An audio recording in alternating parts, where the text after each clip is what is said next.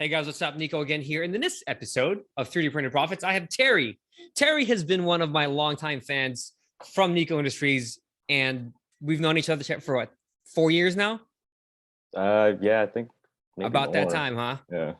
It And feels like and it's been a Terry, while. yeah, it's been a while.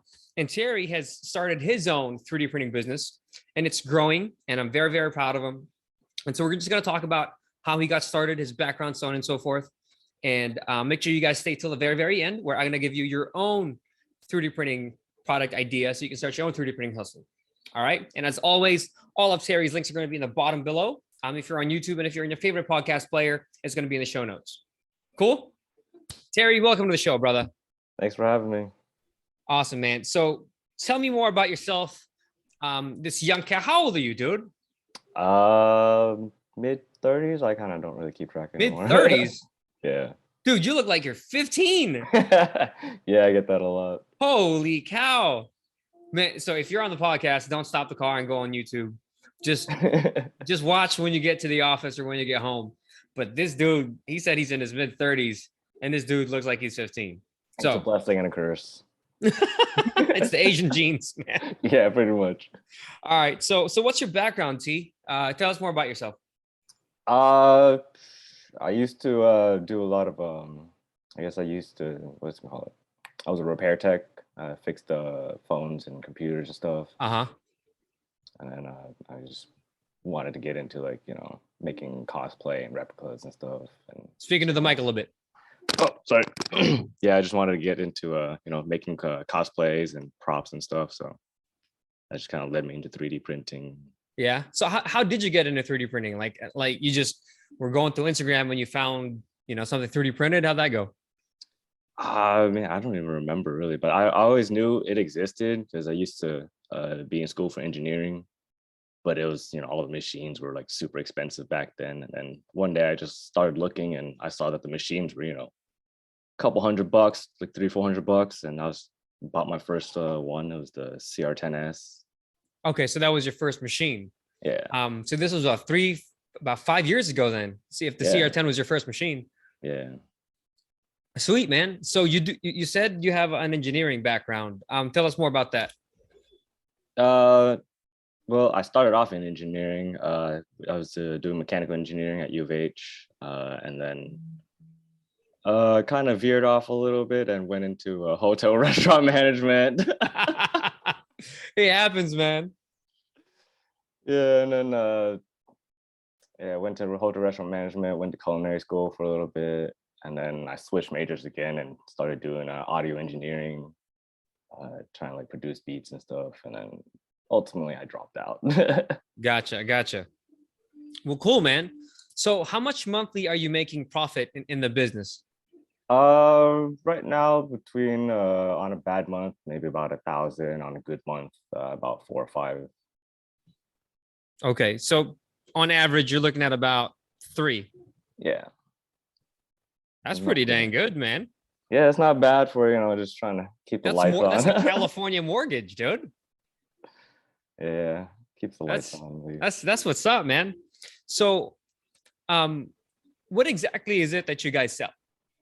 Right now, mostly I'm just working these pop-up events. I make a lot of the articulated prints, and I also make little keychain charms, necklaces. Okay. Little figurines. And do you design these yourself? No, a lot of them I get off Patreons. For right now, I'm still working on some of my own designs. I do some logo stuff, like prototyping. Okay. And then and how do you come up with what'll sell? Lately, it's just been playing it by ear. I just kind of throw a bunch of things at the wall and see what sticks, But the articulated stuff has been pretty popular, so I kind of stick with those. And then a lot of the little chibi figures. Okay, sweet, man. So how'd you come up with the idea of your shop? How did it come to be? For neat stuff, pretty much just, I like anime a lot, and me too. We talk about, so Terry and I are friends on Facebook, and I can count on Terry to comment when I post something anime. Terry's right there. Yeah, the weeb life, and then I was at a point where I just really wanted to work at home because I didn't really want to be out and about, and Same. Same.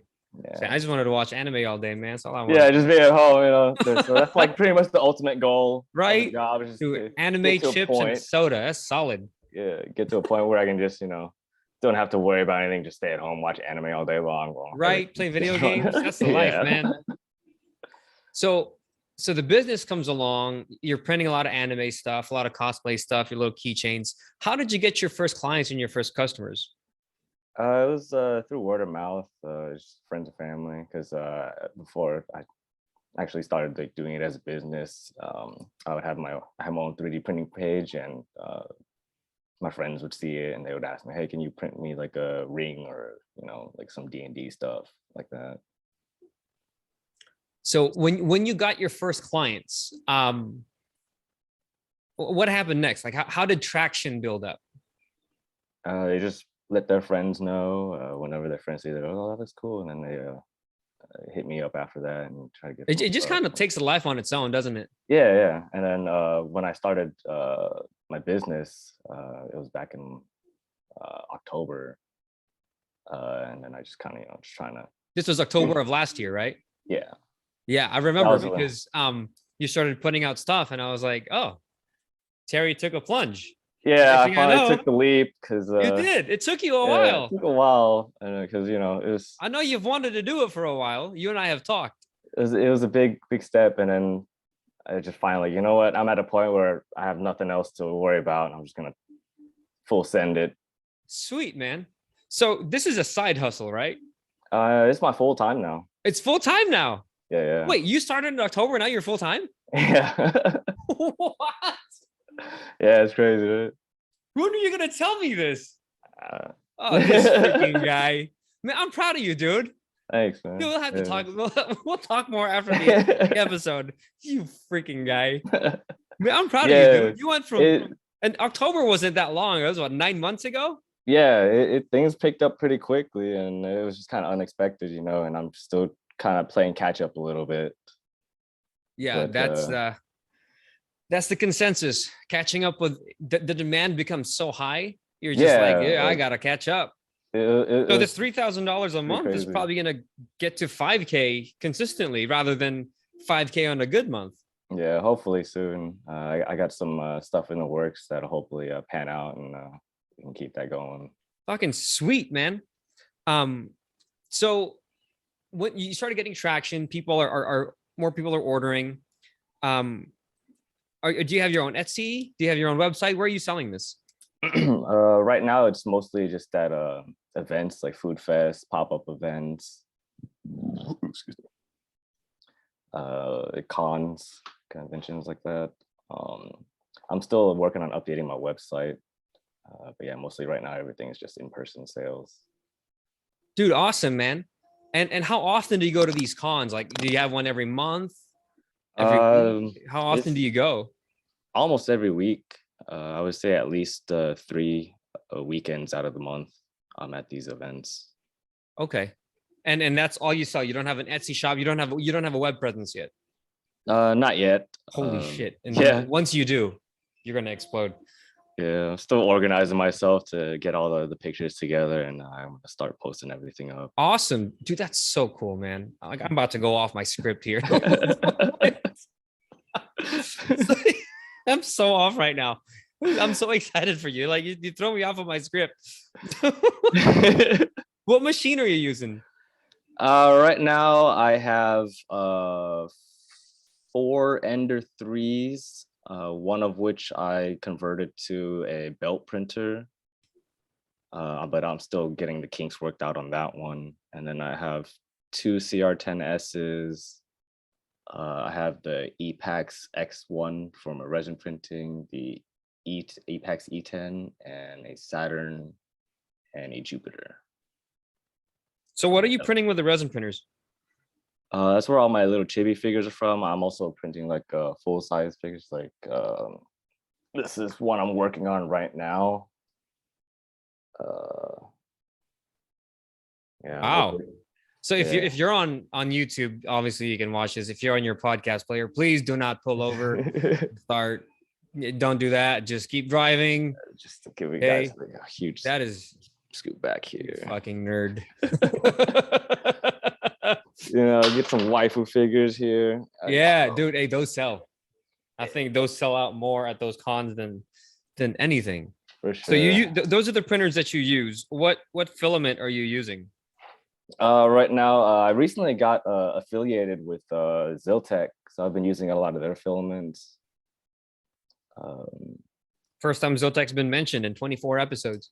It's crazy. No, Yeah, Ziltech has great filament. I oh personally yeah, use they Ziltech. do. I have a box of easily 60 that I'm looking dead in the eye right now of Nico's Black Silk.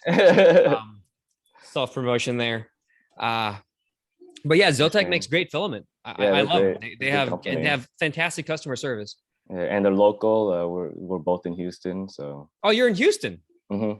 Oh, you're in Texas. Oh, that's right. You're a Texas boy. I'm from Dallas. That's right. We talked about that one time. Yeah. Dude, that's awesome, man. So you have where are you getting the files for this? Like you said, Patreon, right?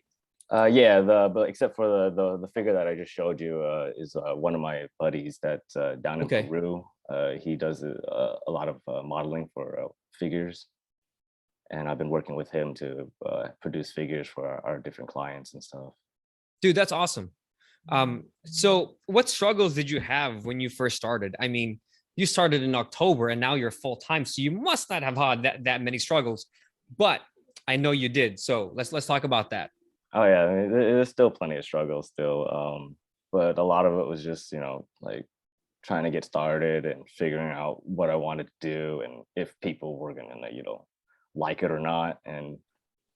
But so far it's been well received. Everyone is really amazed about 3D printing. A lot of people, they've never seen it in person before. They've only seen it on TikTok or YouTube. So sometimes whenever I go to these events, I'll try to bring one of my printers, and then I think that's a great idea, man. Just bringing your printer there and having people see what the heck is going on, dude. It blows their mind. They absolutely lose it, and they're like, "What is going on?" And it's just it's mesmerizing for them. I mean, I know how I was when I first got my printer. I was there for like an hour. I still do that. It's so incredible. You know what I mean? So that's one of the struggles that you had, right? Yeah. Now, how else does a business make money? So you sell prints. Do you sell files as well? Not yet, since I don't have a lot of like my own files to sell. Okay. What about print services? Do you have any print services? Yeah, I do printing on demand. So if they want anything printed, they can do that. I also offer design services and also repair and troubleshooting. Oh, sweet. Okay. So the design services, are you designing that or are you outsourcing that? A bit of both. Like if it's something I can do and I have time for, I'll do it. If not, I have a lot of friends that. Okay. And what software are you personally using? I use Fusion 360 and Blender. Both. Okay, the free ones. Yeah. The two big free ones. Dude, that's awesome, man. And so you're working on your own website, right? You said. Yeah. And you're not selling on Etsy. No, I mean, I have an Etsy, but I think I only have like one thing listed on there, and it just kind of points to my website. Gotcha. Awesome. And all you're doing are these pop-up events, and you're making this much money. This is bonkers to me. And so what's next for you, man? What are you gonna do? What's in for the future for you? What's next? Trying to do more cons. Since things with like since I do a lot of printing and with custom figures, that's starting to pick up a lot now. So I'm going to try to be more kind of selective with my cons. But and then how big are these cons that you've been going to? Some of them have been pretty small. The biggest one recently was Dallas Collecticon. You drove all the way up to Dallas? Yeah. Wow. Yeah, that was my first one I did out of town actually, but it was a good experience. It was fun. Did you make your money back? Yeah, I made some profit on that. I didn't wasn't able to bring as much stuff that I wanted to bring, but it was still good. And I just Oh, that's the other thing. You got to take inventory with you. yeah, And the and inventory you have to take with you, you have to make sure that it either sells out or you have enough that you can cover your expenses there and back, plus food, lodging, the mhm. fee for being there, the booth, all that other stuff. Do you have help or is it just you? It's mostly just me. Every now and then I'll have my friends that are free. They come out and volunteer just to help me watch the booth and everything. Dude, that is so awesome, bro. Um, dude, that's really it for me, man. You basically answered my entire script as we were going. Um, and so let's wrap this up with your number one tip for anyone who wants to start their own 3D printing business. Shoot, just go for it. You know, don't be afraid. You know, if you're passionate about it, you know, it just doesn't have to be 3D printing. You know, just if you're passionate about it, go for it. And you know, other people will pick up on that because if you like it, chances are there's going to be other people that will like it too. And that's basically how you got over the fact that what if people are going to like this? What if they don't like it? So on and so forth, right? Yeah. Because it's a self-confidence issue. Like I know I had it, my wife had it with her business, and you had it. Hmm. And so if we all had it, chances are people listening and watching to us, watching us right now are they have it as well. And I'll echo what you said, Terry, that you guys just go. Fear is an illusion, right? You don't know if what their people are thinking. Matter of fact, how dare you assume what people are thinking? You don't know what they're thinking, right? Like you don't know what people like. Just go. And if they don't, so what? You like it. You know what I mean? So Terry, that's it for my questions. And I told everybody that if you guys stay at the very end, I'll give you your own product idea for your own 3D printing business. And today's product idea is doll houses. All right. Now, what you guys can do is you can take an FDM printer, which is one of these guys right here in the back, and you can make modular parts for doll houses. Okay. There's printers that are big enough to make these doll houses, like a CR10, it's 12 by 12. That can make a pretty dang big size dollhouse. Now, if you guys do some research on it, there's someone who makes $30,000 a month in profit in just doll houses. That's wild. Right? So take what you will. If you guys need help starting, building, growing, and scaling that business, message me. We'll get you guys in a coaching program. We'll start it for you. I'll teach you guys exactly what it is that you guys need to do to have a successful 3D printing business, and we'll have fun doing it. So again, Terry, thanks for joining us, man. Fantastic story. We're going to go to do some bonus content now because this guy had some explaining to do for what has been going on with this guy. So I'll see you guys in a bonus episode. But the podcast is done. I'll catch you guys later. Again, Terry, thanks, man. Thanks for having me. You have some fucking explaining to do, bro. We've been talking on Facebook. I know I've been following you. I don't know you do those pop-up events. Yeah. I was like, oh, Terry's in another pop-up. I wonder, honestly, like I would see it and I'm like, oh, I wonder if he's making money. Then I'll scroll and Terry's at another pop-up. Oh, I wonder if he's making money. And I was like, his banner's looking really good. He must be making money. And I'll just scroll. And holy shit, dude. Yeah, every time I'm able to make enough to just kind of keep upgrading and changing my setup to look better and more professional, and just trying to bring in people. So legit. Are you painting these yourself too? Some of them, yeah. Some of these figures, my friend paints them for me, and I'm trying to find more painters right now, just because the demand is getting pretty high. And dude, yeah. Okay, no joke. If you guys are still watching, honestly, when you start this 3D printing stuff, once you have one customer, they'll start telling everybody. It spreads like wildfire. Yeah, and trust me when I say, it is hard to keep up. It's so hard to keep up. That dollhouse thing I just sent people, that shit is no joke. There's a dude that he has a Side Hustle Nation podcast episode with Nick Loper, and it's $30,000 doing dollhouses. Let me look up that episode right now, actually. That's wild. Isn't that crazy? And to even go off on the dollhouses, there's a lot of people, in like the D&D community, tabletop community, you can put like landscape stuff and just buildings for them and everything too. Where is it? Side Hustle Nation. Oh, it's a 6-figure business selling dollhouse furniture. Sorry, it wasn't $30,000. That's still a lot more. Yeah, dude, 6 figures is selling. Six figures. Dollhouse shit. Come on. Jeez. Come on. See, it's right here. It's a bonus episode. So it doesn't even have an episode number. It's a bonus episode from Nick. I was episode 308. Just saying. Dude, congratulations, man. That's so badass, dude. Thanks. Am I gonna see you in the coaching program? It doesn't sound like you need to be in the coaching program at all. I don't know. Maybe. I mean, Doesn't dude, help to have some tips and every now and then, you know. I mean, I'd love to have you in the coaching program. I feel like I could really help you, but I'm not gonna do that shit, that conversation recorded. So bye.